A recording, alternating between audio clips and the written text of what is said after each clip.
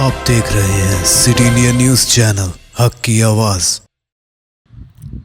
ईद उल अज़हा की मुनासिबत से महबूब नगर मुस्तक़र के ईदगाह वक्फ रहमानिया में नमाज ईद का शानदार अहतमाम किया गया, जहां हज़ारों की तादाद में फ़र्जंदान तौहीद ने नमाज ईद अदा की।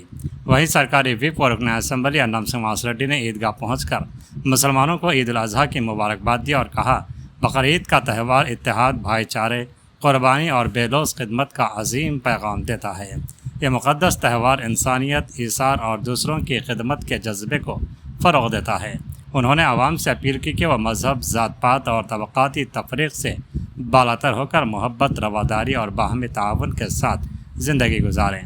इस मौके पर रुकन असम्बली के हमरा मेयर गुम्बला ममता श्रीनिवास, डिप्टी मेयर मारेपल्ली सुरेंदर रेड्डी, ज़िला लाइब्रेरी चेयरमैन मल नरसिम्हा रेड्डी, मुड़ा चेयरमैन लक्ष्मण यादव, डीसीसी सदर Sanjeev Mudiraj, TPCC general secretary Mithun Reddy, Congress party के सीनियर रहनुमा सिराज कादरी, कॉरपोरेटर शब्बीर अहमद समेत मुतअद्दिद सियासी व समाजी शख्सियात मौजूद थी।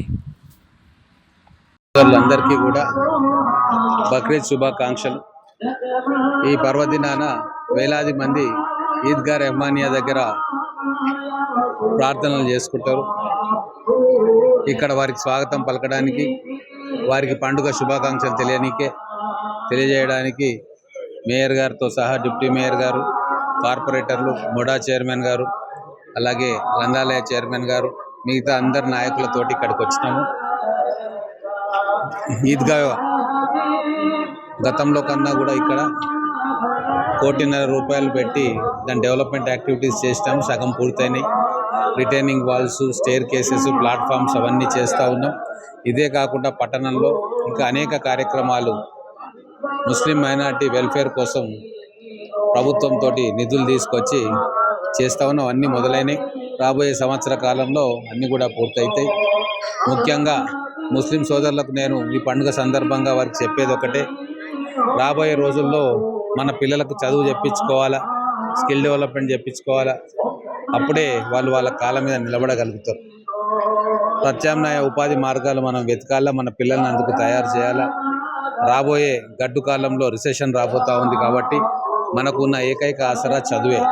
అందుకే ప్రతి ఒక్క పేద తల్లిదండ్రులందరూ కూడా పిల్లల చదువు మీద శ్రద్ధ పెట్టాలి। ప్రభుత్వ పాఠశాలల్లో, జూనియర్ కాలేజీల్లో వాళ్ళు చేర్పియాలి। ఆర్థిక భారం లేకుండా పిల్లల చదువు కోసం ప్రభుత్వం ఎంతో ఖర్చు పెడతా ఉంది। ప్రతి పిల్లవాడి మీద 1,10,000 రూపాయలు ఖర్చు పెడతా ఉంది। కాబట్టి స్తోమత లేని వారందరూ కూడా వాళ్ళ పిల్లల్ని ప్రభుత్వ కళాశాలల్లో చేర్పియాలి, స్కూళ్ళల్లో చేర్పియాలని చెప్పి తెలియజేసుకుంటూ, మహబూబ్ నగర్ పట్టణం హిందూ, ముస్లిం, క్రైస్తవులు సోదరభావంతో మెలుగుతారు। ఎక్కడ కూడా ఇబ్బంది లేకుండా అందరూ కలిసిమెలిసి అన్ని పండుగలు కూడా జరుపుకుంటున్న చరిత్ర మనది। ఆ చరిత్ర మనం కొనసాగించాలి। ఎవరో కొంతమంది మన మధ్య వైషమ్యాలు సృష్టించే ప్రయత్నం చేస్తున్నా వాటన్నిటిని కూడా సంయమనంతో, ఓర్పుతోటి పక్కదారి పట్టకుండా చూసుకొని మన మహబూబ్ నగర్ పట్టణాన్ని శాంతి సామరస్యాలతో కాపాడుకోవాల్సిన అవసరం ఉంది। అద్భుతమైన అభివృద్ధి జరుగుతూ ఉంది। ఈ పట్టణానికి వేలాది మంది వలస వస్తూ ఉన్నారు।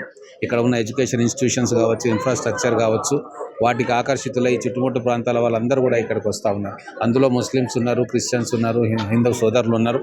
కాబట్టి అందరూ కలిసిమెలిసి మనం ఒక మంచి మహబూబ్ నగర్ పట్టణాన్ని తయారు చేసుకోవాలని చెప్పి నేను అందరికీ కోరుకుంటూ మరొక్కసారి బక్రీద్ శుభాకాంక్షలు నా ముస్లిం సోదరులందరికీ కూడా తెలియజేస్తా ఉన్నాను।